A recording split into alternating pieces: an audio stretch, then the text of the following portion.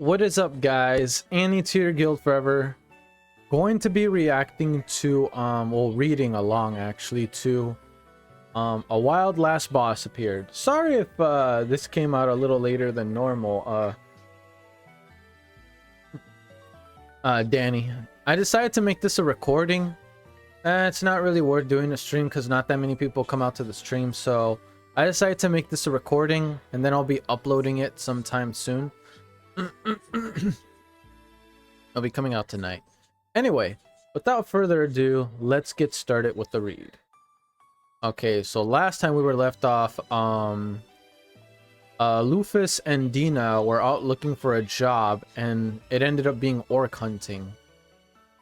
So, let's see how that goes.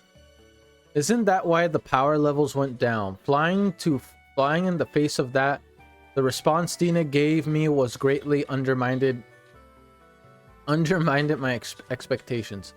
Let's see. The country that summoned you, Leviathan, I think that's how you pronounce it, is renowned as the country of swords, but they have a person known as the Sword Saint. There's someone named Frederick who's put on a pedestal as the best swordsman in the world. I believe he's level 120. 120? Yes, 120. I doubted my own hearing. Wait just a second, 120? The world's strongest swordsman is level 120? That's way too low. What a guy to call himself a sword saint. There were a lot of beginner players in the game that got full of themselves and gave themselves a nickname of or a title when they passed level 100, but I always just thought of them as those kinds of people. At the very end, at least, get to 1000 before giving yourselves a real name like that, or else you'll humiliate yourself. That's just a joke, right? There's a limit to how your level can be. Excuse me, Miss Lufus, but the real joke was how unreal people in that age were. Please think about it. You can only have one life. Normally, there wouldn't be very many monstrously strong people who'd be able to safely get up to level 1000 without losing their lives. Even more so, people fought tooth and nail every single day until they got there. They were doing preposterous things like training endlessly without rest. That era back then was bizarre in it of itself. With how many hero level people like that were wandering around. Sheesh. So basically the top tier level, or at least a level worth noticing, is level 1000. Anything lower than that, or at least too low from that, is like, you just basically beat the game or something. Hearing Dina's reasoning, I was once again made to realize that my perceptions were off. I see, so that's how it is. It was true that level 1000 was something you could only reach because it was a game. Even if your character died, they just came back and the player wasn't hurt at all. Getting there was something that only possible if that. For example, if there was a rule that said if you die, you'll never be able to log in as the same character again, almost no players would get to maxing out their levels. True. Every day, without fail, spend the entire time in a fight to the death with monsters, and continue that for over a year without dying. Just how many people would be able to pull that off in real life? Not many, actually. You have to know life that. If they could, they'd be lunatics. No doubt that wouldn't be normal. In other words, thinking normally, even level 120 was an amazing feat. The person would be a superhuman that deserved the title. I was the one that was mistaken. We see truly this is quite different from what we know. In this world, I was a lunatic and a monster. I felt that reality was thrusted in front of me, and I started feeling a little empty inside. Islay Village? Not sure if that's it or not. It was a small village half a day away from the trade city Yidlar by foot. and there was nothing special about it. In Dina's words, it's simple village where people live modestly. After living a patch of woods that actually wasn't all that large, there was a small, calm village that had none of the flash of the city. I see. There were several small wooden houses lined up with fields in front of them. Yep, I don't hate this atmosphere. The house that's indicated in the job form is... Ah, the large one over there. Dina pointed at a conspicuously large house while looking at the piece of paper in her hand. Even though I say big, it's not actually that large compared to anything in a city. It's just big for this village, that's what she said. It was most likely the house of the village chief. And when we got to the house, Dina knocked lightly on the door. Excuse me. We saw your request and accepted it. Is the village chief there? Dina said to leave all the negotiations and planning with the clients to her. For now, I was just luggage. She said that manner of speaking really stands out no matter what. Yeah, I knew that too, but for some reason, there was nothing I could do about it. It was as if this was how I'd been talking for many years. That was how naturally it came out. Oh, I've been waiting so long. Here, come on in.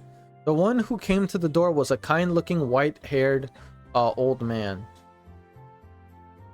Seeing me, he looked doubtful for a moment, but even so, he must have had his back to the wall, since he didn't say anything about it and invited us in.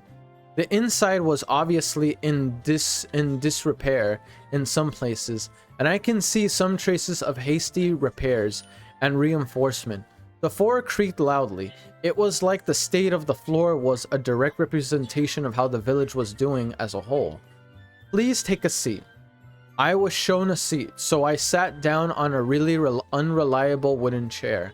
I was worried that it would break at any moment, but it's holding up for now. Somehow, if I were a beastkin or something, it'd be over, though. Definitely. Now then, let's get into it quickly. The request is to exterminate a nest of orcs near the village. That's correct? Yes, even if you don't kill them all, I'll still pay you if you manage to drive them off. At any rate, if things stay like that, this will just get eaten. We'll just get eaten by them, and the young women will be taken, the men will be killed, and even the children will be killed. Half for fun. Almost all the crops have been stolen. We're at our limit here. Please punish those damn pigs for us. Of course.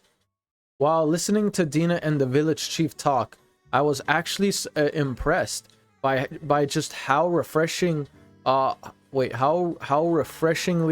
orcs were. Orcs were just like the setting in the game and everywhere else, a race that did awful things, and almost instinctively it seemed I wouldn't tell them all that I wanted to tell them all that was exactly why they were included in the 7 main races. Let's see.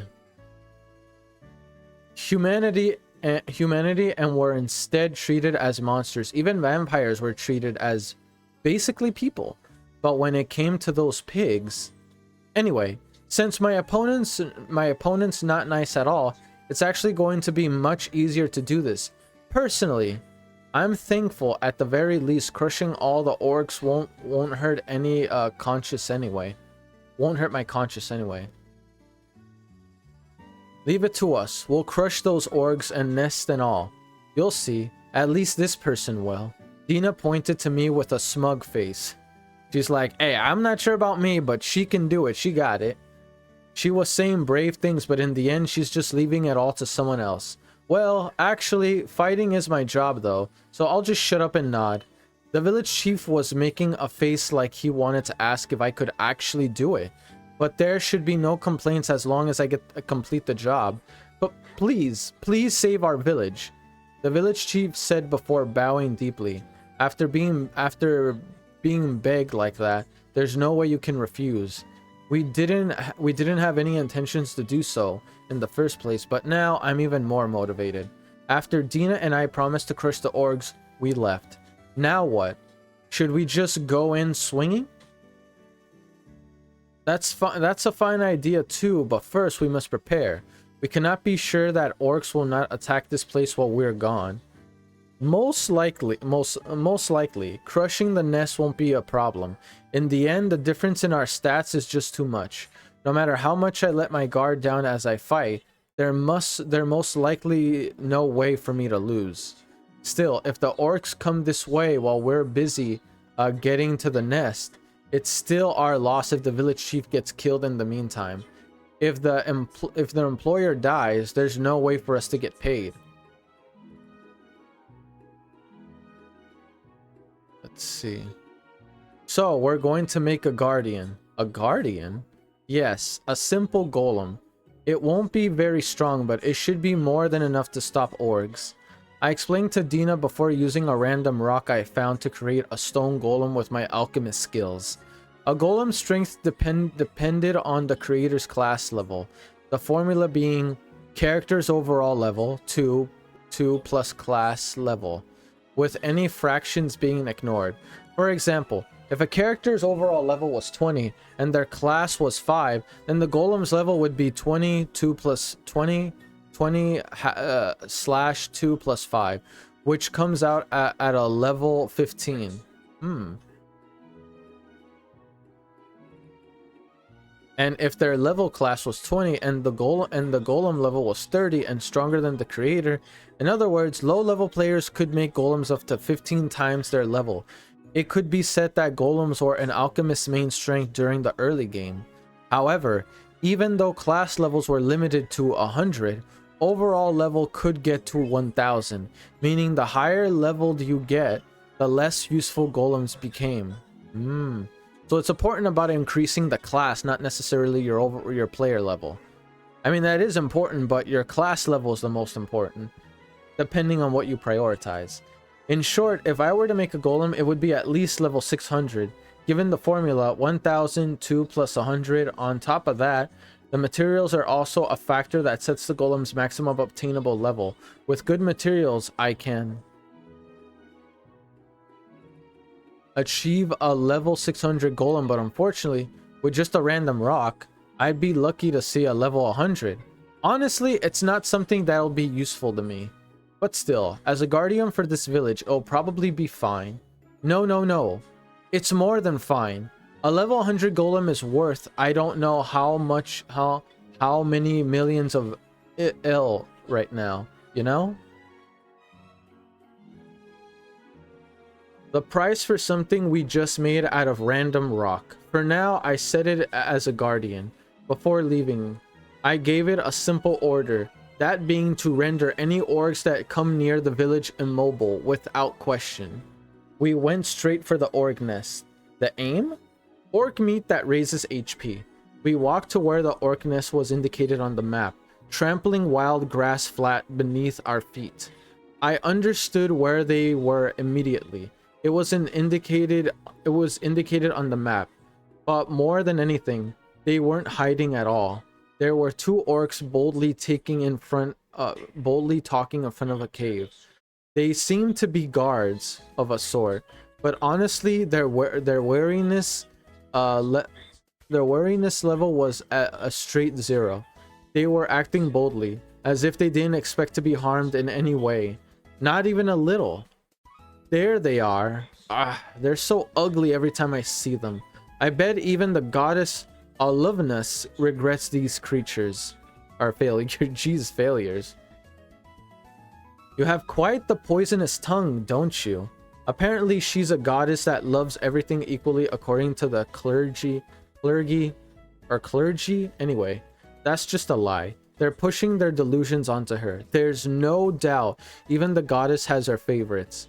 While listening to Dina criticizing orgs, I thought about how I was going to kill them all. 1. Go straight and kick them to death. Honestly, there's no need to be afraid of them at all. Even if I went straight in without trying to hide, I could probably win easily, but I don't know how many orcs I might let escape if I do things like this. 2. Use my skill as an alchemist to crush the nest itself. I think this is the safest route. I can't use any attack magic, but with alchemist skills, large scale attacks aren't impossible. But doing it like this destroys the nest, so I don't know how many pieces of orc meat will get buried in the rubble, never to be found. 3. Use my skills to their limits to assassinate everyone before they get a chance to scream. Doing things this way, I won't have to worry about anyone running away, and there's no chance of not being able to get all the orc meat that drops. I'm not sure how this would look. A great conqueror going this far against just orcs, but the meat comes first. I don't know how many of them there are there, but given the drop rates, if there's at least 50, I should get at least 1 or 2 pieces. And if there's about 100, I should be able to get 3. Orc meat raises HP between 1 to 300 per piece at random. So at the very least, I'll get 300 HP with 3 pieces. Kinda, Not at all. Repeating this several times definitely stacks up. Interesting. Alright. Now then, let's get this over with quickly. Go for it, Miss Lufus. I started creating some items using my alchemist skills. The material was the dirt itself, and the end product was swords. For now, I went with a light 30 swords, and I used the Esper skill Psycho Throw to make them float. Okay, Gilgamesh. Okay, Gilgamesh. I'm looking at Fate Stay Night right now. Anyway, for now I went. Oh wait, no, I already read that. To be honest, I was far better at close combat, and out of my maxed classes, 4 of them were specialized for close combat. No, Striders are pretty heavy on close combat too, so I guess 5? On the other hand, since I couldn't use attack magic, I ended up being not that great at long distance fights. I didn't even take the archer class, and I've only gone halfway through the Esper class with it being level 50. But still, comboed with the alchemist class, I could hold my own somewhat. The alchemist item creation skill, just like it said, was able to make items out of materials that were either on hand or just happened to be around. The range of creatable items was wide, from healing items to equipment. And depending on how materials are used or combined, you could make an almost infinite number of different kinds of equipment. This time, I just created normal broadswords, but my class level was 100. So if I wanted to, I couldn't make a legendary weapon, but I could make something close in ability. And Espers were just what it implied. A psychic power class. Espers could bind people or move things around without having to get near them. Psycho Throw was the biggest example of that. It allowed me to launch my items at enemies. I believe there was a nationally famous RPG in the past with skills like Item Throw or Throws Any. Just think of it as something like that.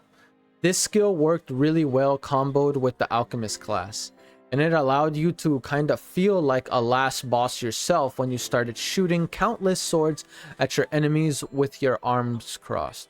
Again, I'm starting to think of Gilgamesh. For those that know Fate.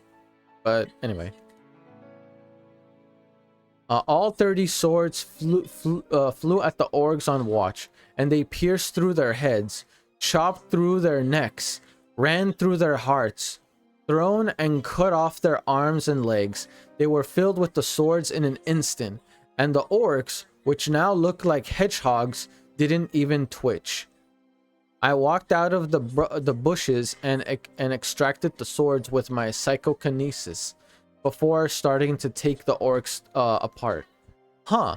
Could it be this isn't a 3% drop chance, but instead something I could just get if I butchered them? Ah, that's no good, Miss Lufus. You ruined the fillet. The orc's fillet. Or the softest part inside it is the part that increases your vitality, but if you damage it even a little while it's alive, it loses its effect. Really? Of course, although orcs already fight a lot, so a lot of times their fillets are already damaged, and it's said that the chances of the fillet still being undamaged, as well as leaving it that way then fighting, is about 3%. Did you forget about all that while you were sealed? After hearing Dina's explanation, I was impressed. I see, that's why it's 3%, so the drop rates in the game that I didn't really pay attention to had this sort of reasoning behind them. Pretty interesting, and now that I know this, that means if I do well in defeating it, I can raise the chances of getting them depending on my skill. That's very useful. We shall be more careful from now on. I did something wasteful just now, turning them into hedgehogs like this. There's no way there'd be any part of them left to salvage. Of course, the fillet wasn't an exception. Unfortunately, while it seemed these orcs could still be food, they wouldn't be raising my HP. Also, orcs are very hardy, so I don't recommend hitting their bodies in the first place. Aim for their neck or head, Miss Lufus. Understood. You're quite knowledgeable, Dina. A single orc came out of the cave saying, "It's time to change watch." So I used a single sword to quickly lop its head. Dina clapped lightly in response, saying, "Well done." I once again butchered the new orc, and this time I found a nice and pretty undamaged fillet. I like how they're talking to them like they're a course meal. Look, Dina, this time we got one. As expected, good job. If it was just me, I definitely wouldn't have been able to look at an R18 butchering scene directly or even killed another living thing. It's not right to just be thankful for my situation when it's convenient like this. But right now, I'm glad I have Lufus's senses. Now then, there's still a mountain of orcs around for the job. Let's make sure none of them get away. What? What the hell are... Gah!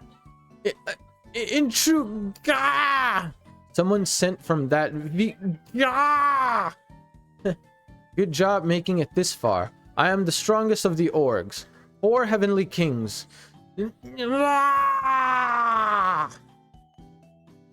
Wait, but please spare me. I suppose it would have been called a massacre. Corpses of orcs trailed behind me everywhere I walked, and orcs that were about to be corpse were arrayed in front of me. Bruh. Savage. No fucks given. Thinking this would be a good chance to do it, I was going to try out a bunch of skills, but doing it here wouldn't tell me anything. I mean, no matter what skill I used, they would all die instantly anyway. Like this, I wouldn't be able to tell just how powerful each skill was. Dina, how is it over there? This one is no good. It's a mess. After extracting each orc's fillet and checking it to see if it was good, I was taking any usable fillets and keeping them in my bag. Anything was being unexpected cleaned up by...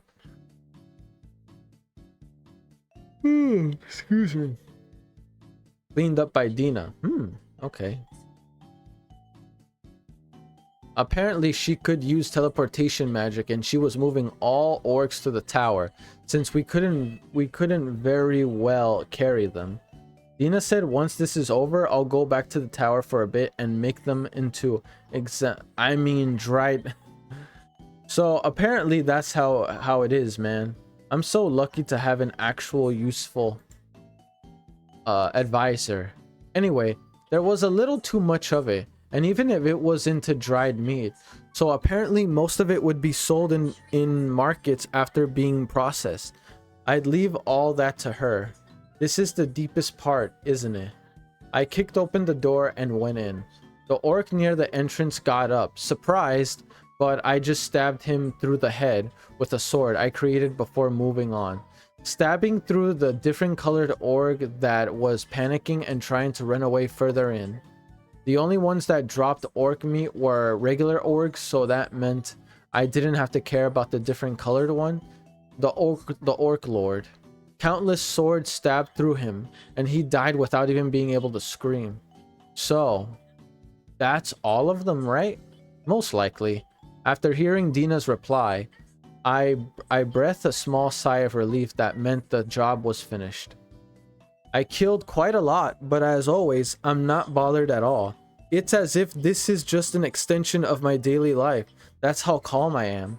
If I manage to go back, if I can go back, that is, I don't know how I'd be able to stay like this.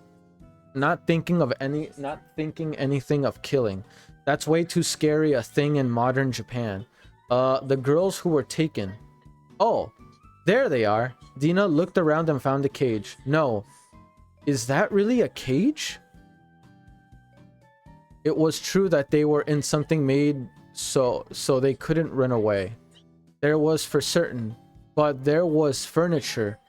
They were properly wearing clothes, and there were even gyms and flowers and stuff in the cage. The women were all sleeping with faces clenched tight in fear, but at the very end, it didn't seem like anything had happened to them yet. Actually, it looked like they were being properly cared for, and that was to be expected.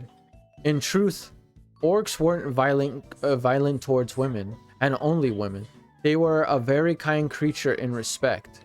People thought that as soon as they kidnap a woman off the streets, they immediately do them, but it was actually different in this world. Orcs would kidnap women, that much was certain, and for a very compelling reason: to reproduce. Yeah, I see that. Yeah, I already know, bro. Look, I'm just saying, I've seen a whole lot of fantasy. I already seen like Goblin Slayer. Well, not seen it, but I've seen like the first episode of Goblin Slayer. I know what fucking orcs and goblins do, bro. They straight up grape the women. They straight up grape women. Like, men and children are killed straight up, and then orcs literally grape women. Trust me, I know the story. I've read Berserk. I've seen a few like isekai series here and there. Like, yo, goblins and orcs are they're fucked up, bro. Let's see, where was I to reproduce? Somehow they always made males, no matter what they did. It was a sad flaw of their genes, so they had no other resources but to mate with women of other races. And for that, they only went for human women, since out of all the races of humanity, human women were the only ones they could mate with. Really? It can only be human women? Elves? Orcs wouldn't even give them the time of day. But it didn't just end with orcs taking women and mating. They were, at their roots, barbaric beings that only knew violence since birth. So they couldn't even raise children properly. That was why they needed the women they took to raise their children properly. And if they forcefully grape, I'm not gonna say the R word, but forcefully graped or even displeased the women, of course they wouldn't bother with raising children. For orcs, that was a huge problem. That was why they always tried to make sure women were happy. No.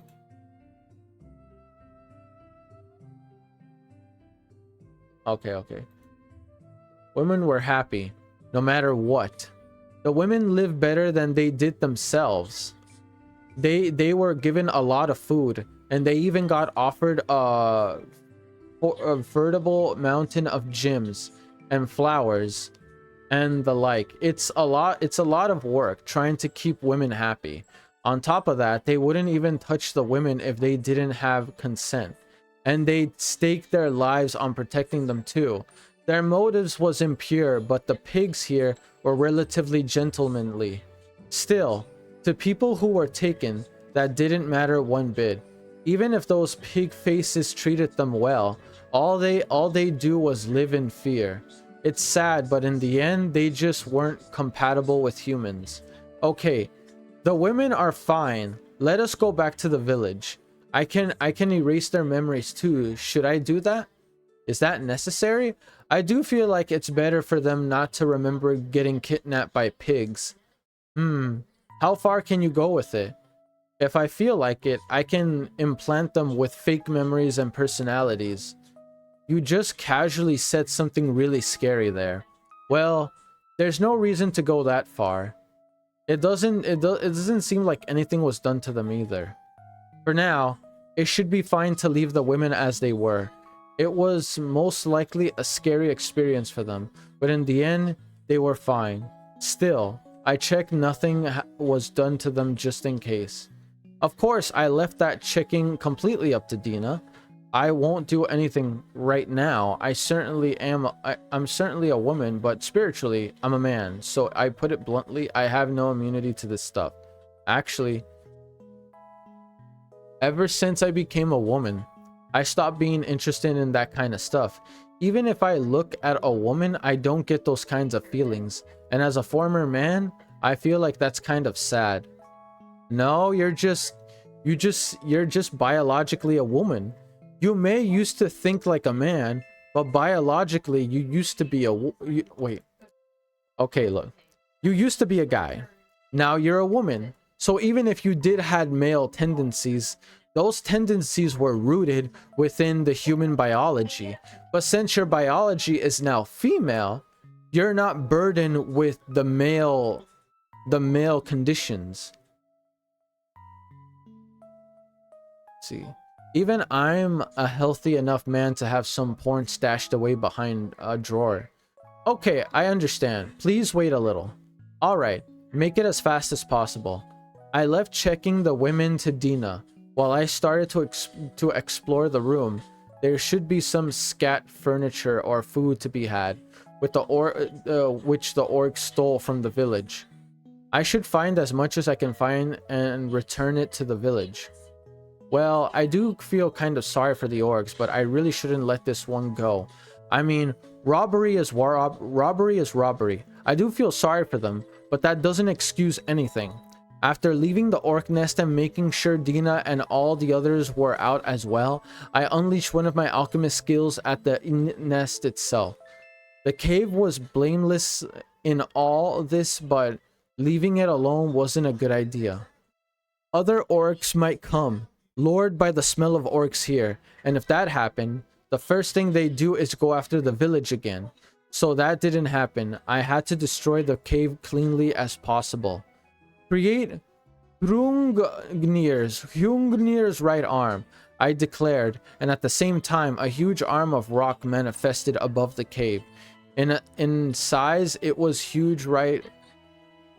huge right arm that looked to be larger than 50 millimeters in length.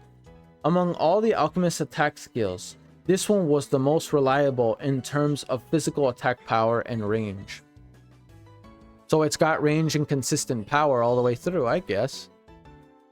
It mercilessly struck at the orc nest and crushed it flat. It made a huge boom and shook the earth. Even just the aftershock of the action caused winds to blow. Even if there were orcs that managed to escape my notice and hide, they should be dead now.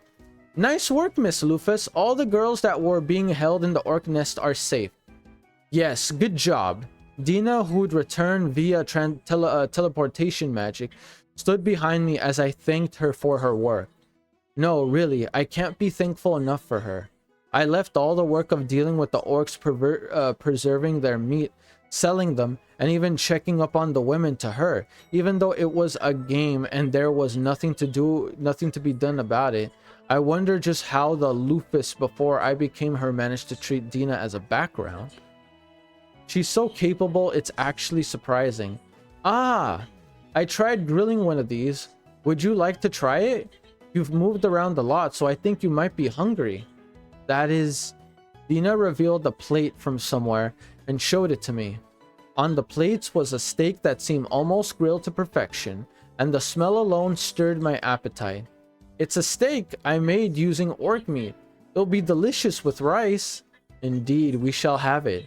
I agreed with no hesitation and sat down on a nearby stump. Bruh. Took down an orc nest, completely decimated it, and now we're eating their corpse. Fucking savages, bruh. Yeah, I can tell. It's not that you lost your male biology. I think you're starting to lose your humanity, man.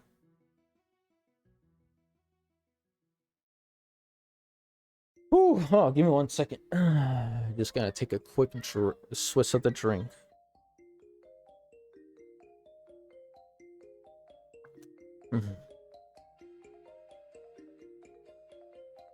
Now that I think about it, I still haven't eaten anything ever since I was summoned here. So much has happened, so I almost forgot that it hasn't even been 1 day since I came to this world. I snapped and formed a wooden table before having Dina place the plate in front of me. Oh yes, does it keep its effect even if you cook it? That's fine, yes. You must only avoid damaging it while the orc is still alive. It seems that orc's fillet, or the softest, best part of its flesh, works to gather its vitality. But if it's damaged while the orc is alive, it loses its effect and releases all the stored vitality into the rest of the orc. But if the orc is dead, all the vitality still stays inside the fillet. Interesting logic. What kind of mystery being are they?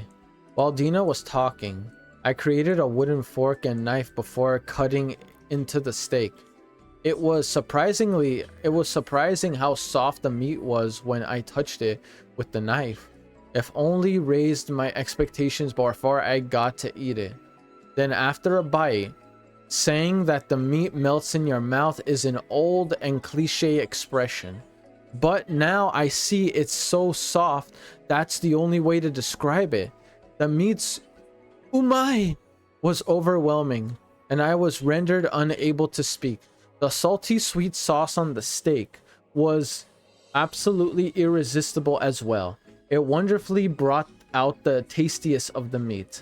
Unable to take it anymore, I scooped up the rice with a spoon and put it in my mouth, and it was actually fun how well the rice paired with the meat.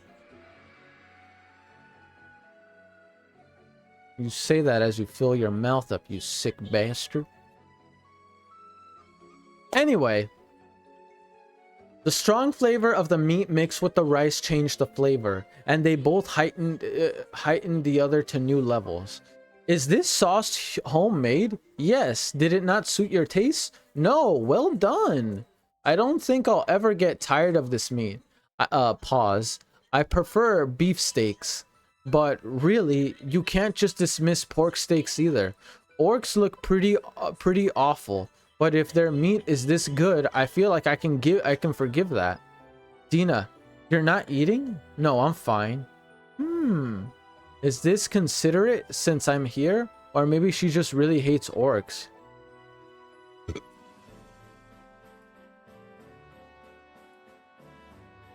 Well, if she says it's fine, then I suppose I don't really... Excuse me. I suppose I don't really need to force it out of her. Everybody has one or two things they hate. I finished up the orc steak and then checked my stats.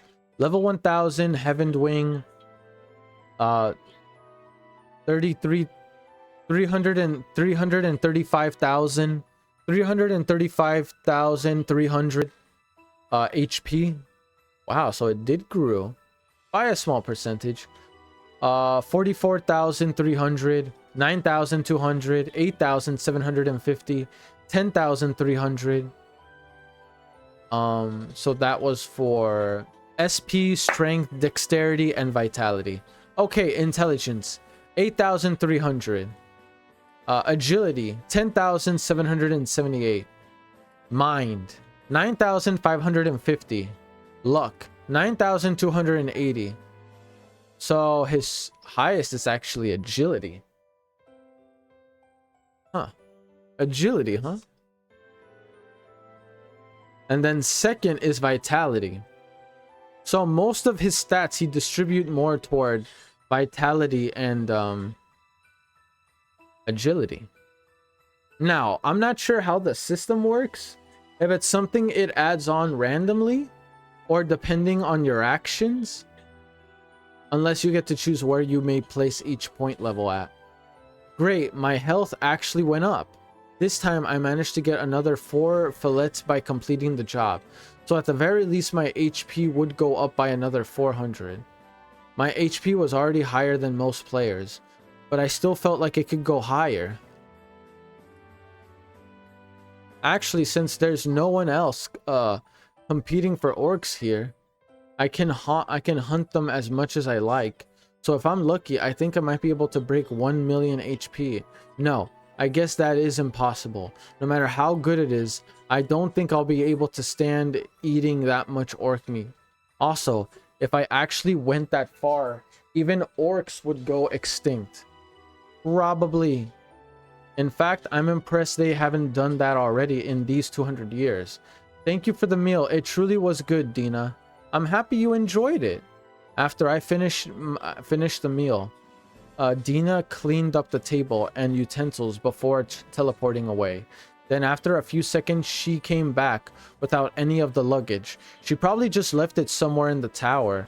I wish I had teleportation magic. I can't use magic at all, so I get really jealous of that stuff. Now, let's go back, Miss Lufus. Alright, to report. Assuming that's it for the orgs.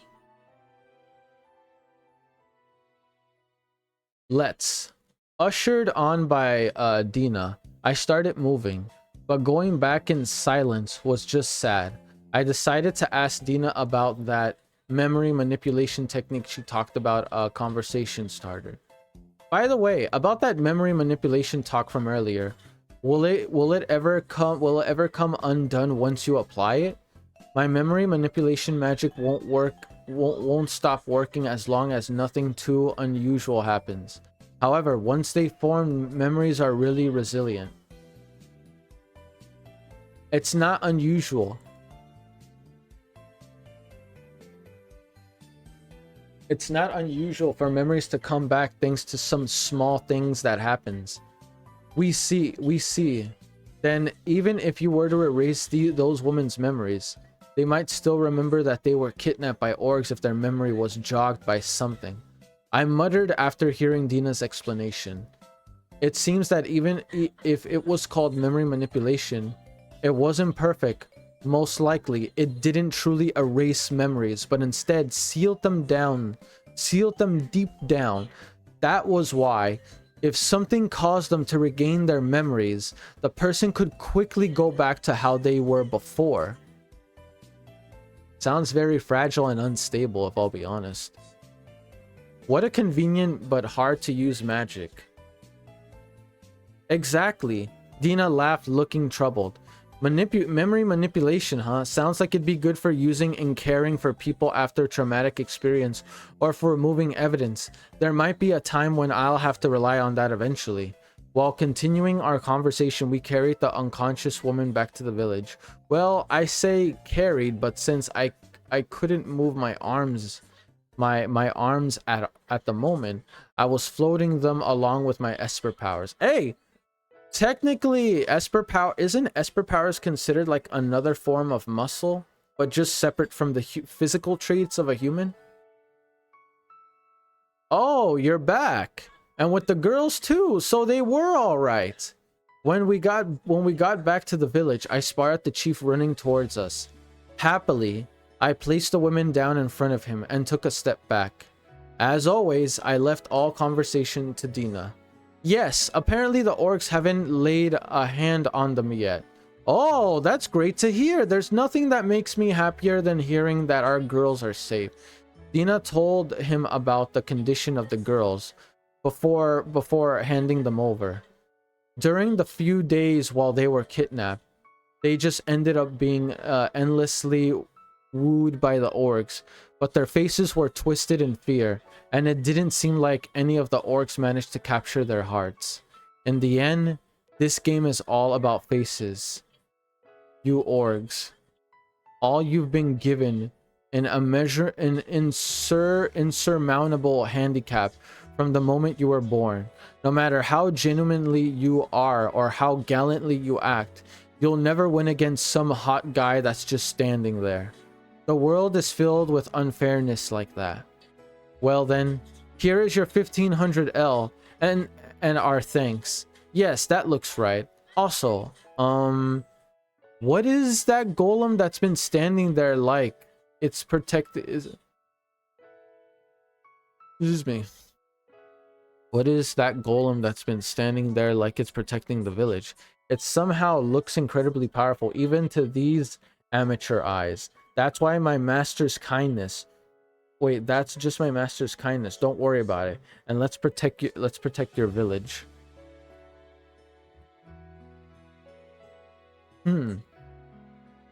Interesting. While listening to them talk, I started thinking with this. We've managed to secure funds and food for a while. I felt like the things I needed to think about myself have increased as well. But that was only natural on someone's first day. For now, let's just rest for today and set out tomorrow. Today was really long. It's been one hell of a day after being isekai'd. I mean, finding out like your NPCs actually have a consciousness, or at least within that world. Taking a job, trying not to be seen too much or drawing too much attention to yourself. That and your OP literally straight from the jump. If the times change, so do games. Ever since Space Invaders came out in 1978, games have endlessly evolved to fit with the times and their needs. That's true. Man, Space Invaders, man, I haven't seen that game in a while. True though, that's very, very true. As the years goes by, so to like how games change. 2 years later, the first portable game was released in Game & Watch. And a scat 3 years after that, the NES appeared. Another 7 years and it was time for the SNES. The PlayStation came out for 4 years after that. And from there on, every time gaming advanced a generation, there'd be a new set of consoles. And what surprised players every time was the progression of graphics. From the 8-bit NES to the 16-bit NES. And once we entered the age of PlayStation and CG started to throw its weight around. Every time we went into a new generation, the CG lost its awkward movements of looks and started to look much more natural and real. That's true though, like, because if you guys remember how gaming characters were, or whenever you move a character around, or when you see NPCs, they had the most computerized expressions you will ever see.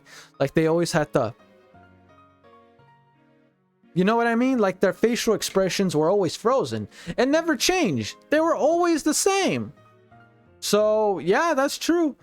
Games have evolved. Now games are very expressful.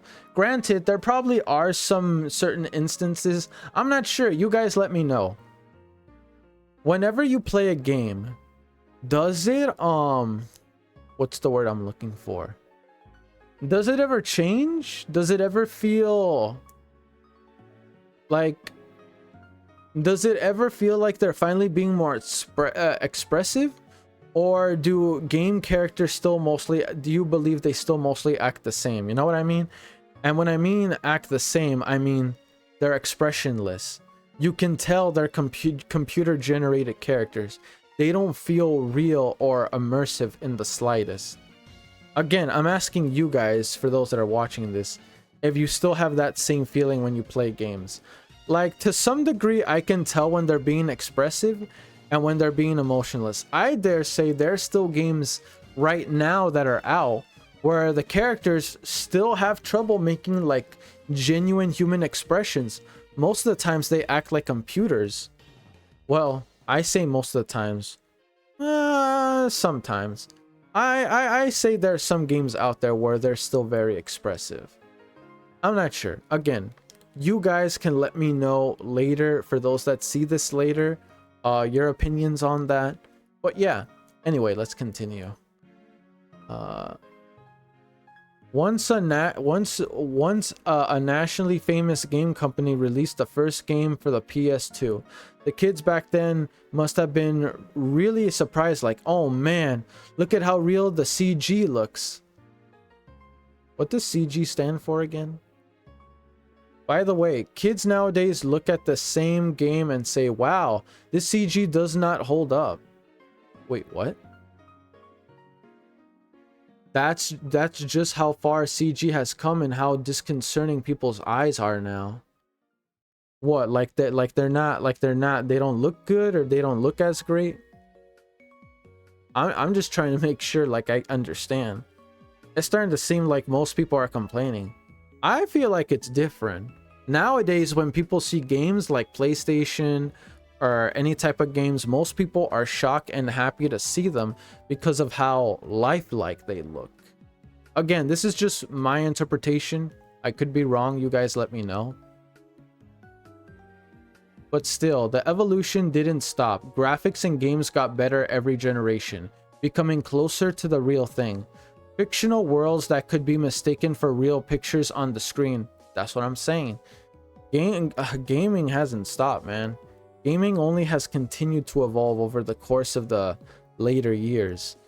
Games are still, like, evolving. Even with the PS5, would I say we finally reached peak games realism? I would say we're pretty damn close, but not there yet. There's a few games out there that still kind of look like, I can still tell this is a game. You know what I mean? But hey, that's just me. You guys let me know your opinion. Close a fictional mistake for real ones, real. And in the world, fictional people moved about. Looking so real, people might think that they used real models for it.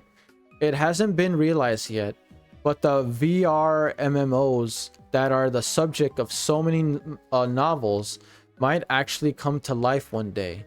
But that was just the stuff of dreams right now. Doing something like moving all your senses into a game was still far too dangerous to do. Yeah, otherwise you'll get a situation like SAO. Your consciousness gets stuck in a game. It might actually happen someday, but that someday was, in fact, someday, which means not now. So why is it that I'm currently the character I made in a game world? Being shaken around on top of a carriage. If I knew this would happen, I would have made a dude. Yeah, you probably should have. Well, it is what it is. It doesn't even matter anymore. You don't even feel the urge. You probably don't even think like a male anymore. You probably think like a woman. We can see it now, Miss Lufus. It's the next city. Yes, we see it too. Don't make such a fuss, Dina. Don't make such a fuss. Dina was sitting in the next seat, shook me, making the already bad shaking of the carriage even worse. The money I earned from killing orcs and the money Dina got from selling their meat somewhere came to 550 L in total. So we were currently on a... Where's my controller? There it is. Currently... carriage traveling to a country of Svel. Of course, Dina didn't sell any of the best meat that raises HP, but just the best parts. Well, it does seem like she also sold the fillets that had been damaged and lost their effects. I did wonder just where she sold all the meat, but she does have the ability to teleport. It wouldn't be surprising no matter where she sold it. Being able to move around so easily inevitable. Moreover, it seemed like she was able to teleport other people along with her. Apparently, in order to teleport someone else with a will, you will have to either render them unconscious or have them agree to the teleportation. Pretty simple conditions. According to her, as long as there were some sort of sense of rejection or distrust in the target's heart towards the user, the magic wouldn't work. Oh right. As for my HP, I ate the other pieces of orc fillet, and now my HP is at 336,100. It's kind of an ugly number, and it does bother me a little. That sounds like ADHD, but whatever. I can ignore it. Thanks for the patronage. I paid the driver and got off the carriage, and we started walking towards the gates protecting the capital. There were several soldiers standing guard before the gates, and they seemed to be guarding the gate strictly. Oh yeah, this place was under attack from the 12 heavenly stars right now. Sorry for causing so much trouble. Stop there, you two. Stop by the guard. We waited for him. Yeah, of course we'd get stopped. I mean, I'm wearing a hood and mantle. No matter how you look at it, I'm suspicious. Past this gate is the country of Svil. Show me your entry passes. Entry passes? Oh no. This is the first time I'm hearing of that. There wasn't anything like that back in the game. No, wait. There was. Back then, the game was all about armies and countries. So in order to get into other countries, you had to go through your own and gain permission from the other country's king. Now that I thought of it, that probably was this entry pass thing. And right now, unfortunately, I had no such thing. But unlike me, who'd made no preparations, Dina responded calmly, taking out several papers from her person before handing them over. Wow. All right, Dina. Coming through. All right.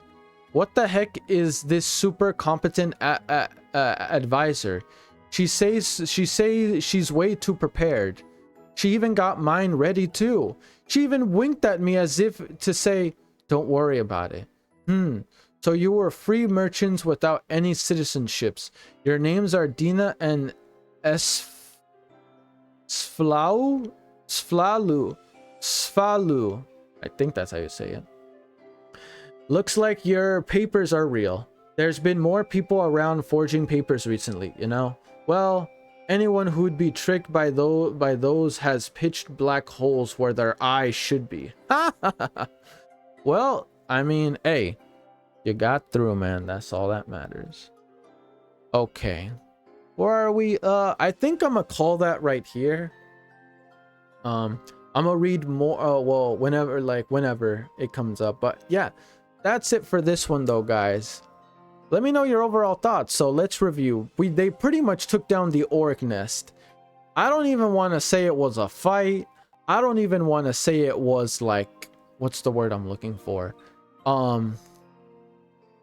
I don't even want to say they really worked for it. They literally just massacred all of them there without even trying. Lufus, or the guy as Lufus, literally just massacred the entire nest. It was literally like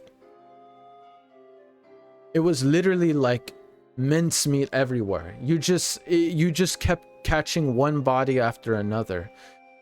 Rescued the women, and well, hopefully, yeah, no, I'm pretty sure Dina like erased their memories so they don't have to remember the tragic things that occurred to them when they were under the influence, or not under the, well, basically when they were captured by these things, these orcs. I'm not gonna lie to you though, I'll be honest, based on how the orcs were described in this story, or at least in these couple pages, they did not seem like, I mean, they were still pretty bad, because I'm pretty, no, they graped them. The orcs graped them, so I'm pretty sure it was bad nonetheless. But they keep saying things like they acted like gentlemanly. I'm assuming they only acted that way once the women bared their children. Not like the women had much of a choice though, because it was either bear the kids or bear this blade in your stomach, or just rip them apart. Either way, I'm pretty sure it was whether willing or unwilling. Look, like I said, guys, I know stories of orgs and isekais and other stories of fiction. They're extremely messed up.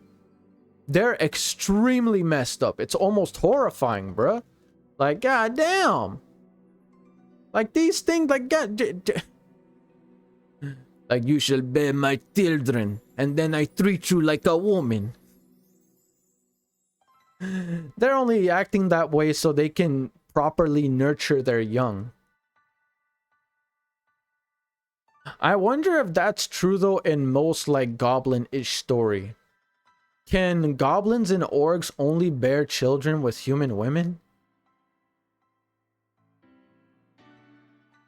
I can see why they don't exist. I'm just saying, I can see why that don't exist. Again, I'm not sure if that's like legitimately a thing and when I say legitimately a thing, I'm not talking about in real life. I'm talking about like in fiction and mythology. Is that a thing?